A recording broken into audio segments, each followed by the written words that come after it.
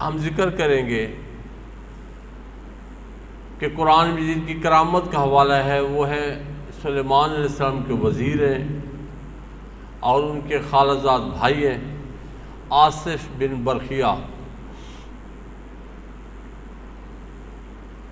تو قرآن کی آیات ہیں، اس پہ شاہد ہیں کہ جب سلیمان علیہ السلام نے فرمایا کہ بلقیس کا تخت کون جلدی لے کے آ سکتا ہے، تو ایک عفریت جن تھا، اس نے کہا آپ جب محفل برخاست کریں گے اتنی دیر میں میں پہنچا دوں گا۔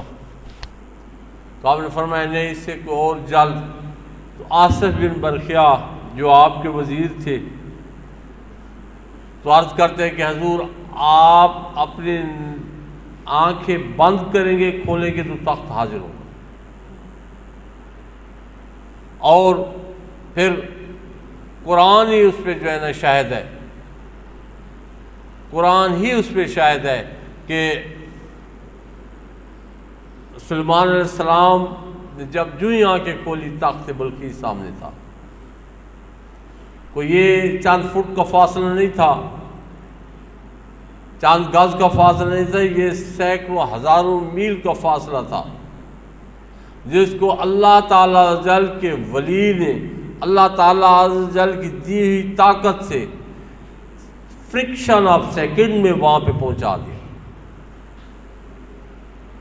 تو یہ، اور دوسری بات یہ ہے، یہ بھی بتاتے چلوں کہ آصف بن برخیہ کوئی نبی نہیں تھے، کیونکہ جو معجزے ہوتے ہیں وہ انبیاء سے صادر ہوتے ہیں، جو کرامات ہوتی ہیں وہ اولیاء سے صادر ہوتی ہے۔ تو قرآن شاہد ہے آصف بن برخیہ نبی نہیں تھے، سلیمان علیہ السلام کے امتی تھے، اور سلیمان علیہ السلام کی امت میں سے ایک ولی تھے۔ اللہ تعالیٰ عز و جل کے اسموں میں سے ایک اسم جس کو کہا گیا اسم اعظم، تو اللہ تعالیٰ عز و جل نے وہ ان کو عطا کیا ہوا تھا۔ تو جب اللہ تعالیٰ عز و جل کسی کو نامور کرتا ہے تو ویسے نہیں کر دیتا، پہلے اس کو توفیق دیتا ہے اپنی طرف کی۔ اور آصف بن برخیہ کا بھی معاملہ یہی تھا، پہلے معاملات اتنے اچھے نہیں تھے دین کی طرف، تو سلیمان علیہ السلام کو بھائی اپنے خالزاد کو کہو کہ لوٹ آئے آپ۔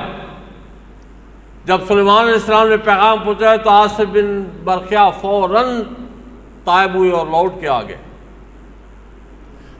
جب لوٹ کے آئے تو خالص نیت سے لوٹ کے آئے اور بارگاہ الہی میں پھر وہ مقام پایا کہ قیامت تک کے لیے ان کا نام اللہ عز و جل نے اپنی کتاب مبین میں رکھ دیا ہے، اور لوگ ان کی کرامت کو یاد کرتے رہیں گے، اور یہ بھی یاد کرتے رہیں گے کہ اللہ تعالیٰ عز و جل کے دوست یہ کر سکتے ہیں۔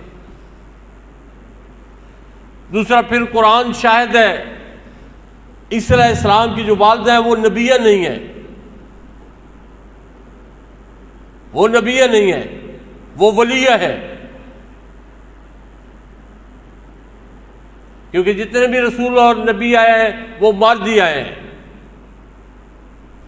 تو عیسیٰ علیہ السلام کی والدہ صاحبہ بی بی مریم وہ ولیہ تھی۔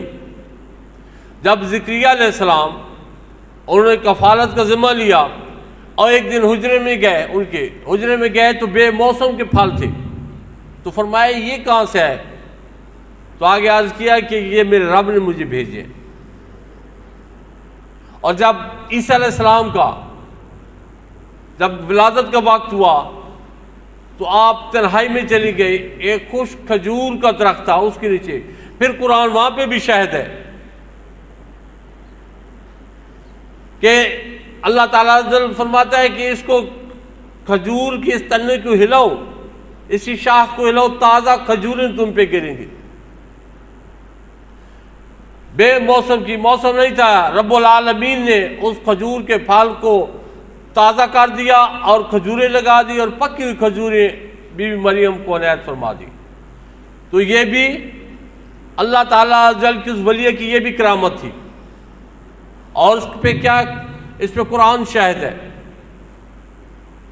تو یہ اللہ تعالیٰ عز و جل جس پہ احسان فرما دیتا ہے، جس پہ کرم نوازی فرما دیتا ہے، اس کو اپنی راہ جو اس کی طرف راستے ہیں وہ راستے آسان کر دیتے ہیں اس کے لیے.